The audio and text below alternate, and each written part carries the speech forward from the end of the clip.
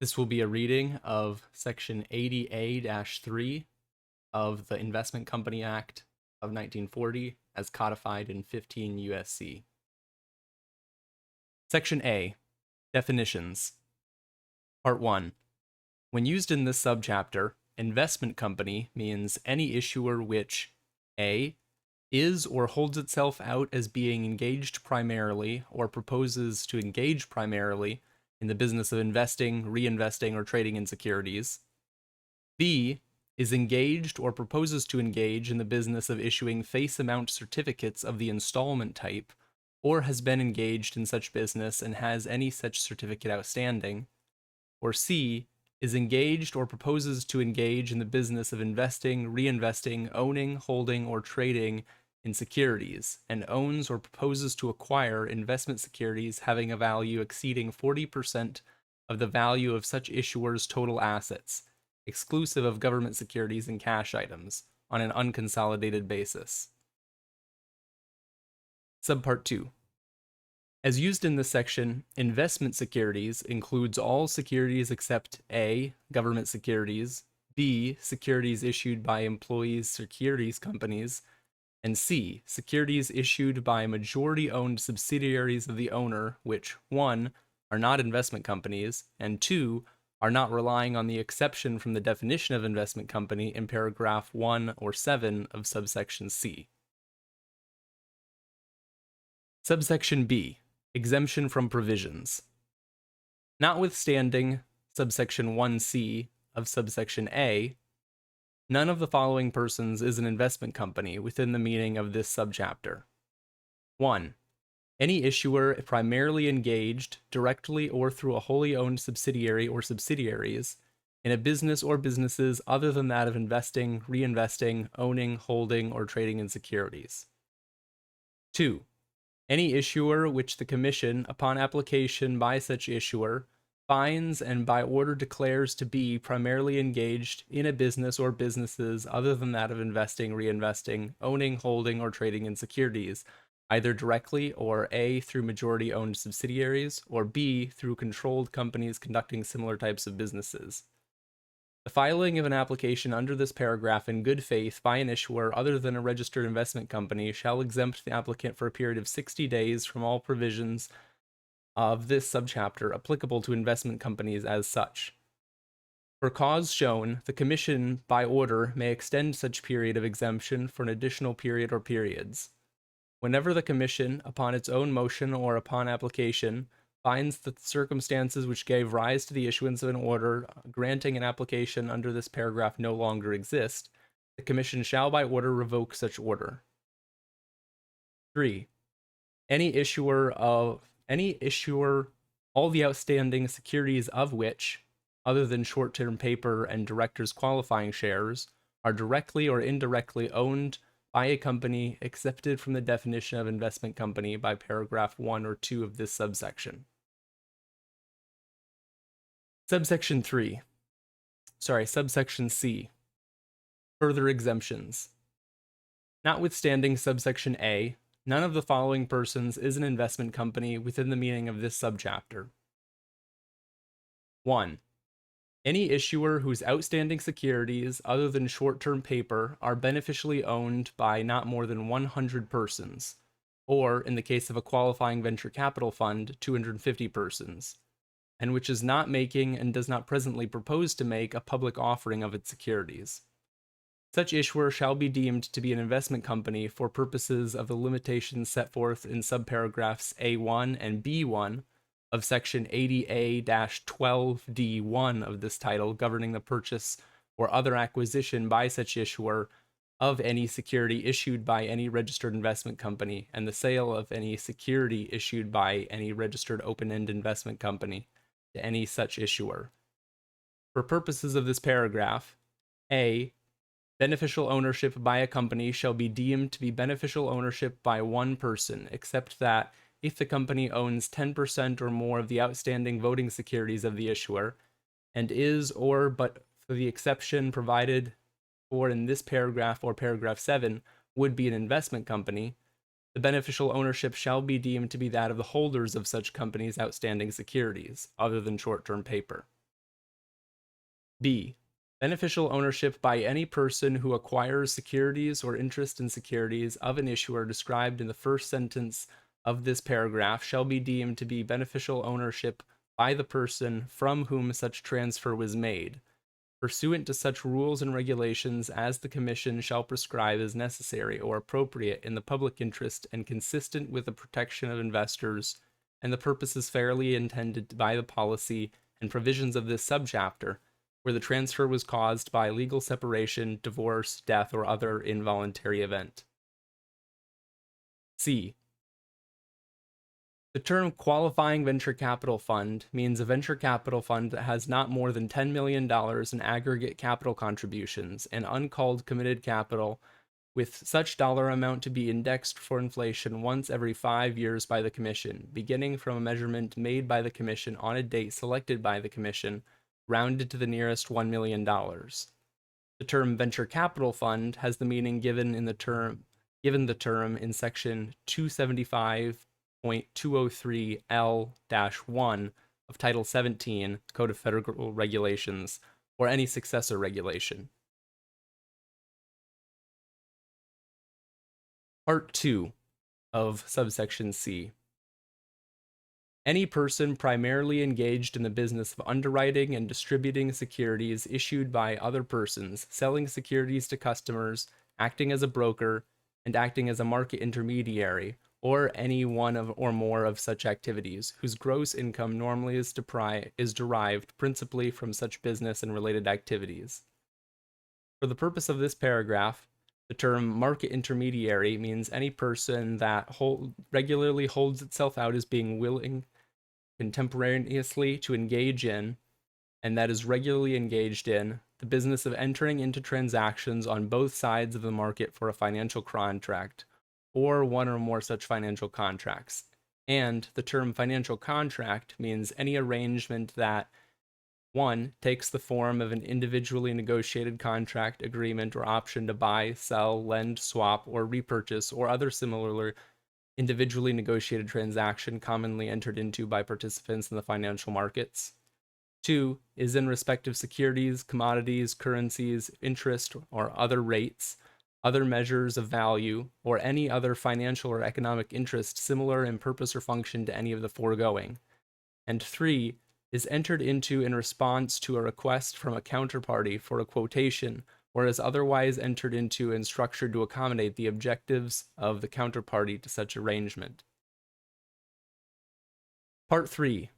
Any bank or insurance company, any savings and loan association, building and loan association, cooperative bank, homestead association, or similar institution, or any receiver, conservator, liquidator, liquidating agent, or similar official or person thereof or therefore, or any common trust fund or similar fund maintained by a bank exclusively for the collective investment and reinvestment of monies contributed thereto by the bank in its capacity as a trustee, executor, administrator, or guardian, if a.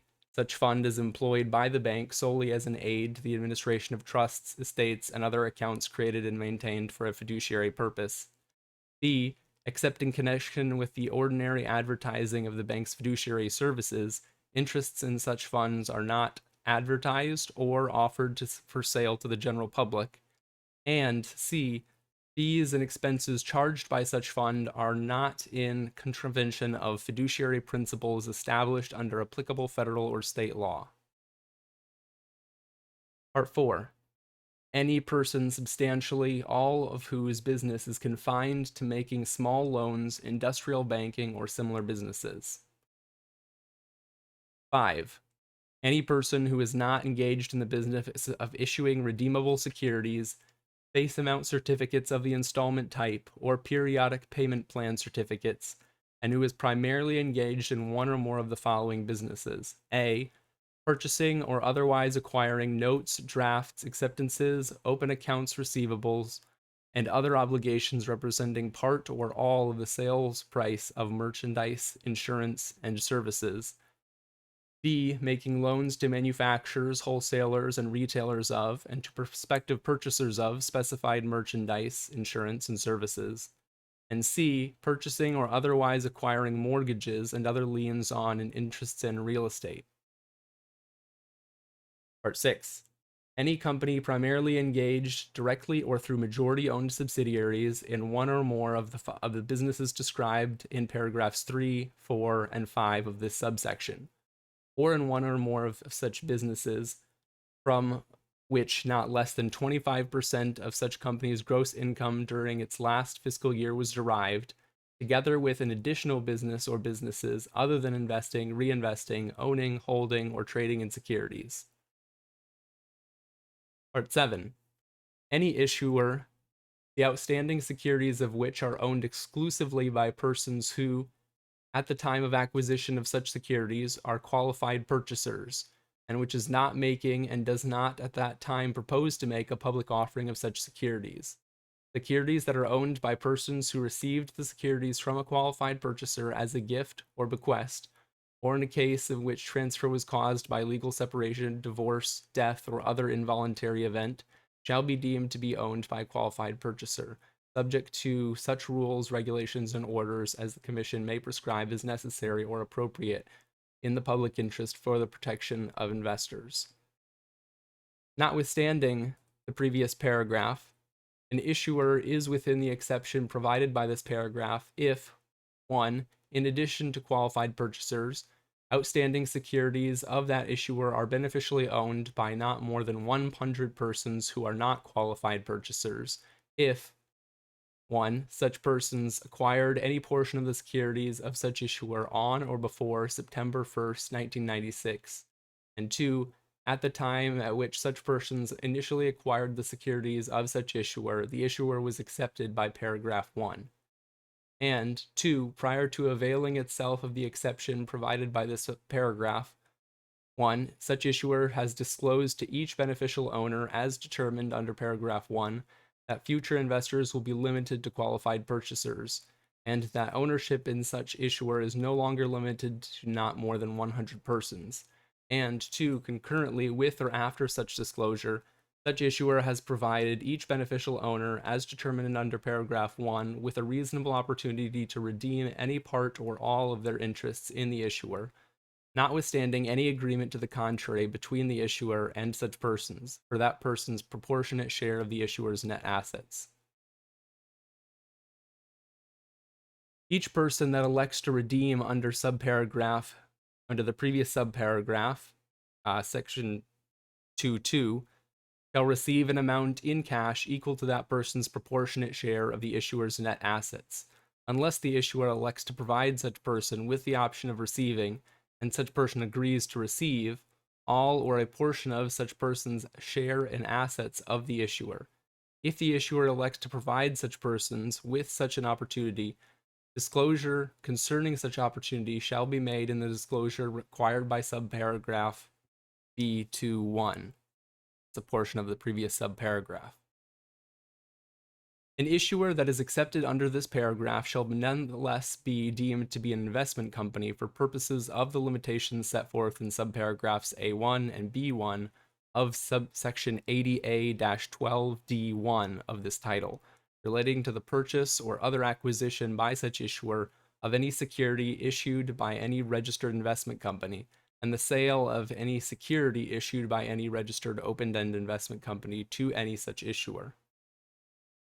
For purposes of determining compliance with this paragraph and paragraph 1, an issuer that is otherwise accepted from this paragraph and an issuer that is otherwise accepted under paragraph 1 shall not be treated by the Commission as being a single issuer for purposes of determining whether the outstanding securities of the issuer accepted under paragraph 1 are beneficially owned by more than 100 persons, or whether the outstanding securities of the issuer accepted under this paragraph are owned by persons that are not qualified purchasers. Nothing in this subparagraph shall be construed to establish that a person is a bona fide qualified purchaser for purposes of this paragraph, or a bona fide beneficial owner for purposes of paragraph 1. Part 8. Repealed. Part 9. Any person substantially all of whose business consists of owning or holding oil, gas, or other mineral royalties or leases, or fractional interests therein, or certificates of interest or participation in or investment contracts relative to such royalties, leases, or fractional interests. Part 10. Any company organized and operated exclusively for educational, religious, benevolent, fraternal, charitable, or reformatory purposes. 1. No part of the net earnings of which inures to the benefit of any private shareholder or an individual. Or 2. Which is or maintains a fund described in subparagraph B. Subparagraph B. For the purposes of subparagraph A2, a fund is described in this subparagraph if such fund is a pooled income fund, collective trust fund, collective investment fund, or similar fund maintained by a charitable organization exclusively for the collective investment and reinvestment of one or more of the following. 1. Assets of the general endowment fund or other funds of one or more charitable organizations. 2. Assets of a pooled income fund. 3. Assets contributed to a charitable organization in exchange for the issuance of charitable gift annuities. 4. Assets of a charitable remainder trust or of any other trust, the remainder interests of which are irrevocably dedicated to any charitable organization. 5. Assets of a charitable lead trust. 6. Assets of a trust, the remainder interests of which are revocably dedicated to or for the benefit of one or more charitable organizations, if the ability to revoke the dedication is limited to circumstances involving an adverse change in the financial circumstances of a settlor or an income beneficiary of the trust, a change in the identity of the charitable organization or organizations having the remainder interest, provided that the new beneficiary is also a charitable organization, or both changes described in the previous subclauses. 7. Assets of a trust not described in clauses 1 through 5, the remainder interests of which are revocably dedicated to a charitable organization, subject to subparagraph C. Or 8. Such assets as the Commission may prescribe by rule, regulation, or order in accordance with Section 80a-6C of this title. C. A fund that contains assets described in Clause 7 of subparagraph B shall be excluded from the definition of an investment company for a period of 3 years after December 8, 1995, but only if 1. Such assets were contributed before the date, which is 60 days after December 8, 1995, and 2. Such assets are commingled in the fund with assets described in one or more of clauses 1 through 6 and 8 of subparagraph B. D. For purposes of this paragraph, 1. A trust or fund is maintained by a charitable organization if the organization serves as a trustee or administrator of the trust or fund, or has the power to remove the trustees or administrators of the trust or fund and to designate new trustees or administrators. 2. The term pooled income fund has the same meaning as in section 642, subsection C5 of Title 26. 3. The term charitable organization means an organization described in subparagraphs 1 through 5 of Section 170C or Section 501C3 of Title 26. 4. The term charitable lead trust means a trust described in Section 170F2B, 2055E2B, or 2522C2B of Title 26. The term charitable remainder trust means a charitable remainder annuity trust or a charitable remainder unit trust, as those terms are defined in Section 664D of Title 26. And 6. The term charitable gift annuity means an annuity issued by a charitable organization that is described in Section 501M5 of Title 26. Part 11.